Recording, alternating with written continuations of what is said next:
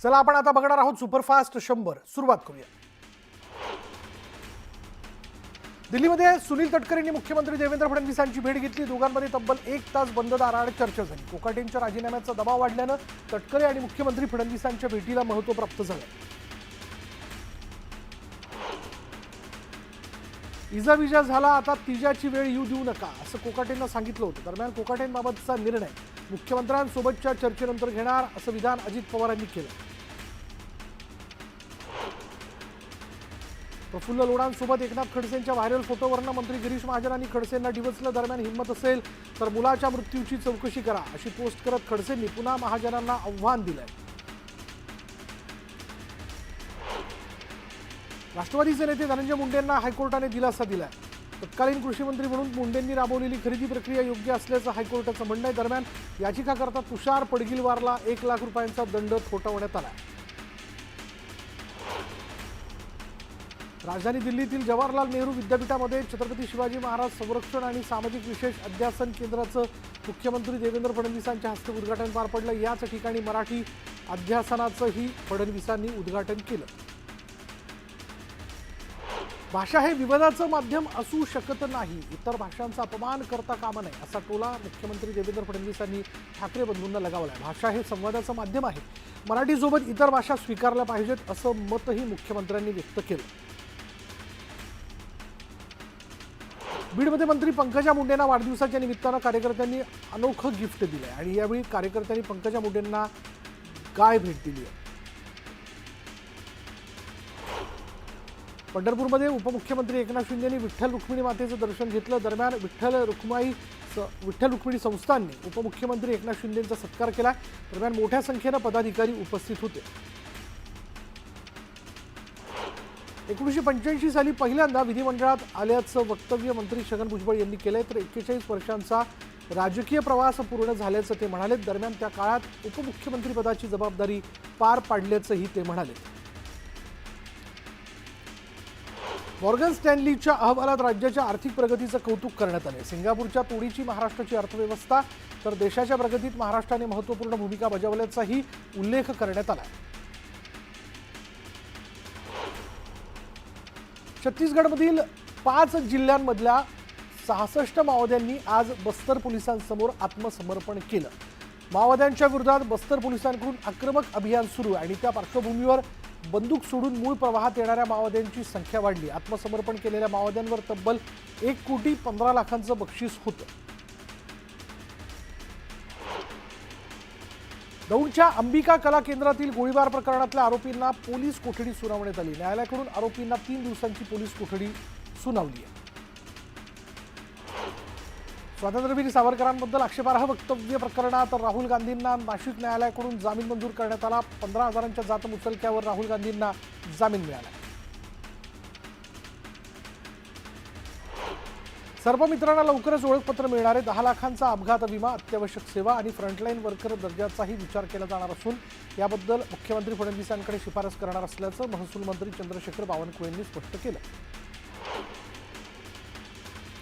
Non creamy layer प्रमाणपत्र रद्द केल्याविरोधात पूजा केडकरनं appeal केलं. केडकरनं नाशिक विभागीय आयुक्तांच्या निर्णयाला आव्हान दिलंय. दरम्यान बनावट कागदपत्र सादर केल्यास कारवाई होऊ शकते, त्यामुळे सरकारनं याबाबत काही पावलं उचलली आहेत का असा सवाल आरटीआय कार्यकर्ता विजय कुंभार यांनी सरकारला केला.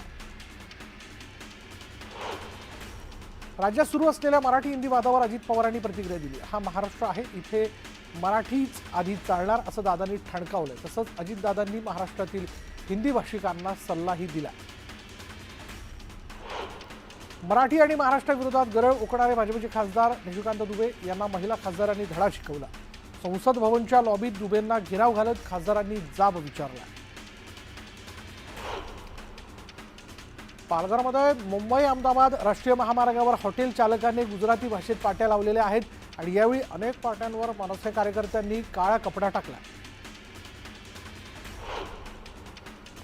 चिपळूण रेल्वे स्थानकावरील पे अँड पार्क सेवा परप्रांतीयांच्या ताब्यात असल्याचं समोर आलं आणि यामुळे मनसेनं आक्रमक होत करार रद्द करण्याची मागणी केली. करार रद्द न केल्यास मनसे स्टाईलने उत्तर देण्याचा इशारा देण्यात आला.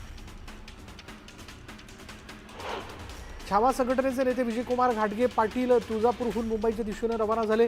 सोलापुरात छावा संघटनेच्या पदाधिकाऱ्यांकडून विजयकुमार घाटगे पाटील यांचं तुळजापूर नाक्यावर स्वागत करण्यात आलं। कृषी मंत्री माणिकराव कोकाटे यांच्या राजीनाम्याच्या मागणीकरता छावा संघटनेचे पदाधिकारी मुंबईत अजित पवारांच्या बंगल्यावर धडकणार आहेत। लातूरमध्ये सुरज चव्हाणांनी मारहाण केलेले छावाचे प्रदेशाध्यक्ष विजयकुमार घाटगेंच्या आईंना अश्रू अनावर झाले। विजयकुमार घाटगे रुग्णवाहिकेनं मुंबईला जाताना त्यांच्या मातोश्री भाऊक झाले। घाटगे उद्या अजित पवारांची भेट घेणार आहेत। जामनेरमध्ये राष्ट्रवादी शरद पवार गटाच्या वतीने कृषी मंत्र्यांचा निषेध करत प्रतिकात्मक अंत्ययात्रा काढण्यात आली। रास्ता रोको आंदोलन करून प्रतिकात्मक पुतळ्याचं दहन करण्यात आलं। कन्नड तालुक्यात मोबाईल फोडून कृषी मंत्र्यांचा निषेध करण्यात आला। रमी खेळण्याचा व्हिडिओ व्हायरल झाल्यानं नागरिकांनी संताप व्यक्त केला। नंदुरबारच्या शहादामध्ये प्रवासी पळवण्यावरून मध्य प्रदेश आणि महाराष्ट्र परिवहनच्या बस चालकांमध्ये वाद झाला। प्रवासी पळवणाऱ्या मध्य प्रदेशच्या बस चालकावर कारवाई करण्याची मागणी करण्यात आली।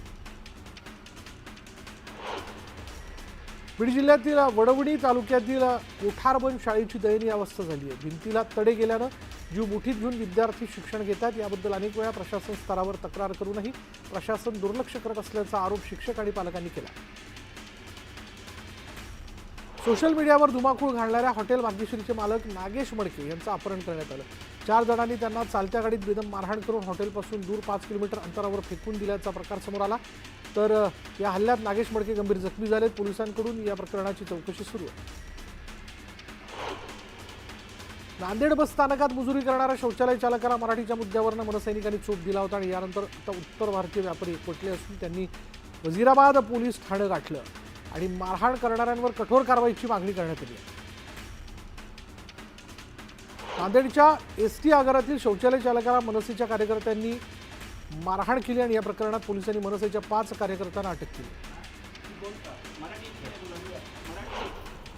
अकोल्यातील बाळापूर इथल्या ऐतिहासिक किल्ल्याचा एक बुरुज कोसळला आणि या किल्ल्याला लोखंडी कंपाऊंड असल्यानं सुदैवानं कोणतीही जीवितहानी झालेली नाही। पुरातत्व विभागाने या किल्ल्याकडे लक्ष देण्याची गरज असल्याची भावना नागरिकांनी व्यक्त केली। धाराशिवमध्ये शक्तीपीठ महामार्गावरून शेतकरी आणि प्रशासकीय अधिकारी पुन्हा एकदा आमनेसामने आले। जमीन संपादित करण्याच्या मुद्द्यावर चर्चा करण्यासाठी महसूलचे अधिकारी कुंटेवाडीत आलेले असताना शेतकऱ्यांनी बैठकीत गोंधळ घातला आणि अधिकाऱ्यांना रोखून धरलं। धाराशिव जिल्ह्यात शेतकऱ्यांनी शक्तीपीठ महामार्गाला विरोध केला आणि यावेळी जमीन मोजणीसाठी आलेल्या अधिकाऱ्यांना गावकऱ्यांनी रोखून धरलं होतं। जमीन न देण्याचा निर्धार यावेळी शेतकऱ्यांनी व्यक्त केला आहे। शिरूरच्या वाबळेवाडीतील शाळेत विद्यार्थ्यांना फॅब्रिक पेंटिंगचं प्रशिक्षण देण्यात आलं आणि यावेळी विद्यार्थ्यांच्या कलाकृतींमधून त्यांची कल्पनाशक्ती, मेहनत आणि कलात्मक दृष्टिकोन अधोरेखित झाला। पुण्याच्या घोडेगावात रानभाजी आणि पारंपरिक खाद्य महोत्सवाचं आयोजन करण्यात आलं आणि या प्रदर्शनामध्ये आंबेगाव आणि जुन्नर तालुक्यातील आदिवासी बांधवांच्या रानभाजीचे आणि पारंपरिक खाद्याचे स्टॉल लावण्यात आले होते। दरम्यान मोठ्या संख्येने नागरिकांनी प्रदर्शनात सहभाग घेतला। बुलढाणा जिल्ह्यात परिचारिकांनी गेल्या 3 दिवसांपासून विविध मागण्यांसाठी आंदोलन केलं। तातडीनं मागण्या पूर्ण करण्याची मागणी परिचारिकांनी घेतली आहे। बीड जिल्हा परिषदेसमोर अंगणवाडी कर्मचाऱ्यांनी आंदोलन केलं। ग्रॅच्युटीसह विविध मागण्या पूर्ण करण्याची मागणी करण्यात आली। दरम्यान सरकारविरोधात जोरदार घोषणाबाजी करण्यात आली। साताऱ्याच्या कुसगावात ग्रामस्थांनी प्रस्तावित स्टोन क्रशर प्रकल्पाविरोधात आंदोलन केलं। स्टोन क्रशर प्रकल्प तातडीनं रद्द करण्याची मागणी नागरिकांनी केली।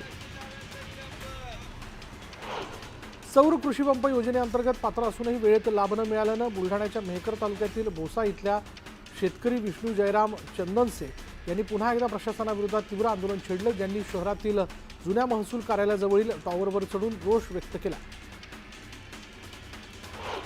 बनावट पदवी प्रकरणी विद्यापीठ गुन्हा दाखल करत नसल्यानं विद्यापीठ प्रशासन संशय घेण्यासारखं वागतंय असा गंभीर आरोप आरपीआयचे जिल्हाध्यक्ष नागराज गायकवाड यांनी केला। लंकेश आणि यावेळी त्यांनी विद्यापीठात दंडवत आंदोलन केलं, मात्र पोलिसांनी त्यांना ताब्यात घेतलं।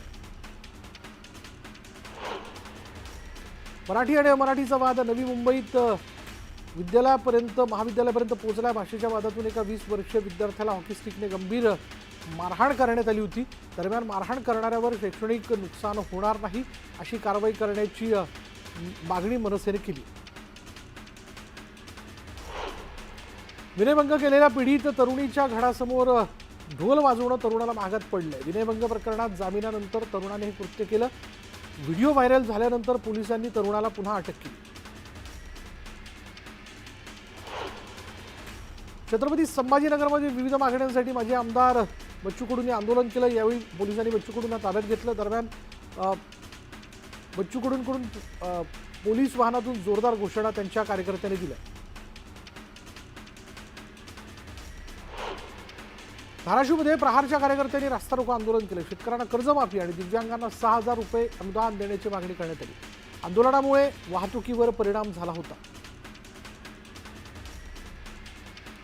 प्रहार जनशक्ती पक्षाचे वसई विरारचे जिल्हाध्यक्ष हितेश जाधव यांनी मुंबई अहमदाबाद महामार्गावर रास्ता रोको केला. यावेळी महामार्गावर टायर जाळून सरकारचा निषेध करण्यात आला आणि यावेळी महामार्गावर प्रचंड वाहतूक कोंडी झाली. शेतकरी कर्जमाफी आणि इतर मागणीसाठी प्रहारनं कोपरगाव शहरातील टाकळी फाटा इथे रास्ता रोको आंदोलन केलं आणि या आंदोलनात मनसे, लोकस्वराज्यसह अनेक संघटनांनी सहभाग घेतला.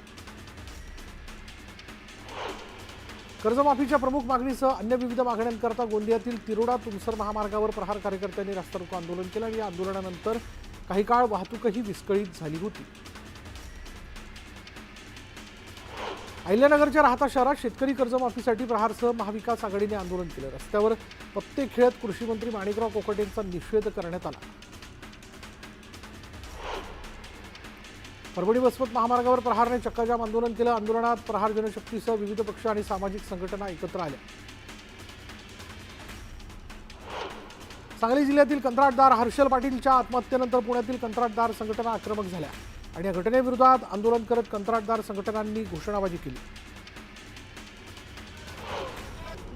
हर्षल पाटलांच्या आत्महत्येनंतर हिंगोलीच्या कंत्राटदारांनी आक्रमक पवित्रा पुकारलाय. थकीत देयक तातडीनं देण्याची मागणी कंत्राटदारांनी शासनाकडे केली. दरम्यान हर्षल पाटलांच्या कुटुंबियांना 1 कोटींची आर्थिक मदत देण्याची मागणीही यावेळी करण्यात आली. हर्षल पाटील यांनी सांगली जिल्हा परिषदेच्या जलजीवन मिशनमध्ये कोणताही करारनामा केलेला नाही. कार्यकारी अभियंता संजय येवलेंनी ही माहिती दिली. सांगली जिल्ह्यातील वाळवा तालुक्यातील तांदूळवाडी गावातील हर्षल पाटीलनं आत्महत्या केल्यानंतर त्याच्या कुटुंबाचं पुनर्वसन करावं, त्यासह त्याच्या कुटुंबाला शासनानं मदत करावी अशी मागणी तांदूळवाडीतील ग्रामस्थांनी केली. हर्षल पाटीलच्या आत्महत्येनंतर ठाण्यातील ठेकेदार आक्रमक झाले. पीडब्ल्यूडी कार्यालयात घोषणाबाजी करत प्रशासनाचा निषेध करण्यात आला. आमच्या मागण्या मान्य करा, नाहीतर खुर्ची खाली करा अशा घोषणा देण्यात आल्या.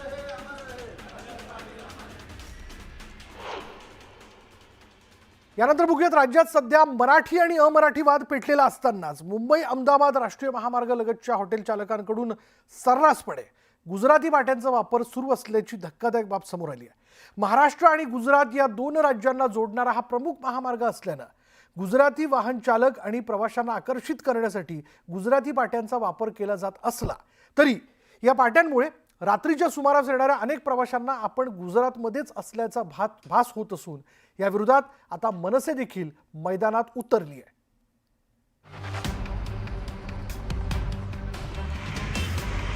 हा आहे मुंबई अहमदाबाद राष्ट्रीय महामार्ग. या मार्गालगत असलेल्या हॉटेलवरील या पाट्या जरा निरखून पहा. खरं तर या पाट्या मराठीत असायला हव्या होत्या, पण इथं चित्र काही वेगळंच आहे. हॉटेलवरील पाट्या गुजराती भाषेत असल्याचं पाहायला मिळतंय.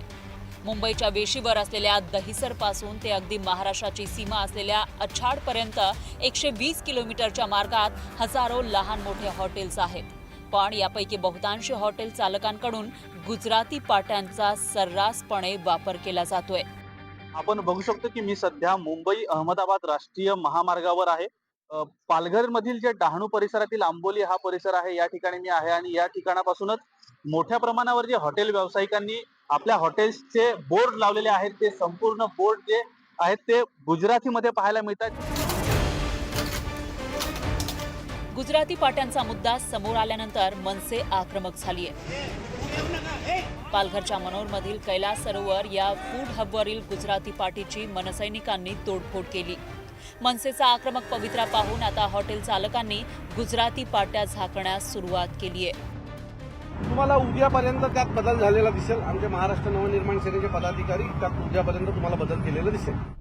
अहमदाबाद राष्ट्रीय महामार्ग हा गुजरातला जोडणारा प्रमुख मार्ग आहे. गुजराती वाहन चालक आणि प्रवाशांना आकर्षित करण्यासाठी हॉटेल चालकांकडून सर्रासपणे गुजराती पाट्यांचा वापर केला जातोय. पण महाराष्ट्रातील कोणत्याही संस्थांना मराठीत पाटी लावणं आवश्यक असताना या हॉटेल चालकांकडून त्याचं सर्रास उल्लंघन केलं जातं. त्यामुळे पालघर जिल्हा प्रशासनाच्या भूमिकेवर संशय व्यक्त केला जातोय. विजय देसाई, न्यूज 18 लोकमत, वसई. आता वेळ झाली की ब्रेक घेऊयात. पहा फक्त न्यूज 18 लोकमत.